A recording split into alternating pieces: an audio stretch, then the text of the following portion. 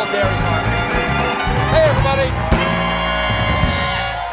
We're back with Dr. Maria J. Stephan. You advise the Catholic Institute for Nonviolence. I do my best to be a Catholic. What role, and what role do faith communities play in all of this? I know that many Catholic bishops and cardinals have come out and said that this is totally unacceptable. Yeah. You know, one, I believe it was an Episcopal bishop, has said that their clergy may have to actually prepare themselves to a new age of martyrdom to protect people. What role do faith communities play in all of this? Or can they? Yeah, faith communities play a powerful role, and they're showing up in powerful ways across this country. As you say, they can speak truth to power. They can use their pulpits, their positions, their moral authority to speak out against the abuses of power that are happening. They can remind us that the greatest commandment is love. They can remind us, they can speak out against the false idolatry of Christian nationalism using these different platforms. Many of the people who are in support of this sort of thing, even some of the people who are in ICE, actually cite their Christian faith as a justification for this. What would you say to those people? Is there anything from your experience of faith that we would say to them? I mean, I think I would remind them of our shared humanity in this moment.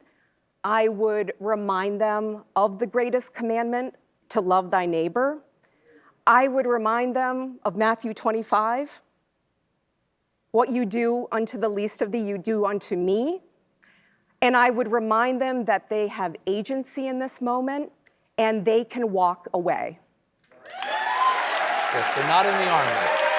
They're allowed to quit.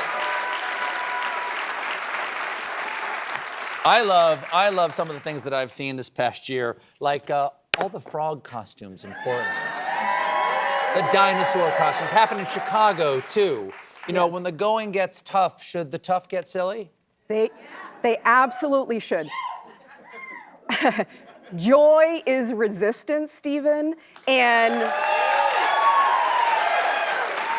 there is such a powerful role for humor in this moment. Humor breaks through the fear.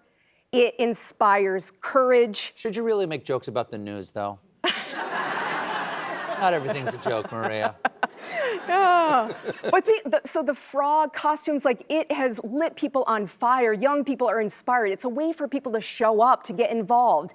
And also, people don't look like a threat when they're in an inflatable frog costume. Yeah. It really drives home the whole thing, like, they've got guns, I've got a little fan on my butt. Exactly. Yeah. Before we go, this is really one of the things that's most interesting to me, is that people think of nonviolence as nonviolence resistance. They think of the marches of Gandhi, or they think of the marches of Dr. King and other people around the world. But my understanding is that nonviolence it's really more of a worldview. And how would you describe that to someone who wants to know what it means to live a life of nonviolence? Sure. I mean, I think it's a different way of being with each other. It is love in action.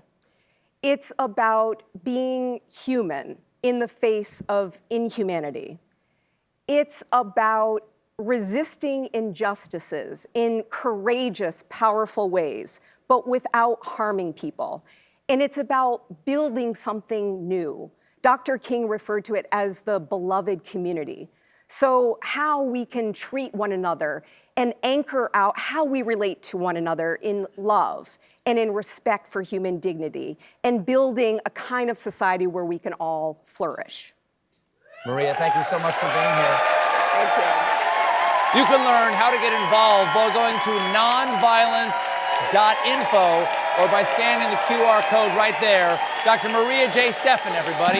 We'll be right back with a performance by Chance the Rapper.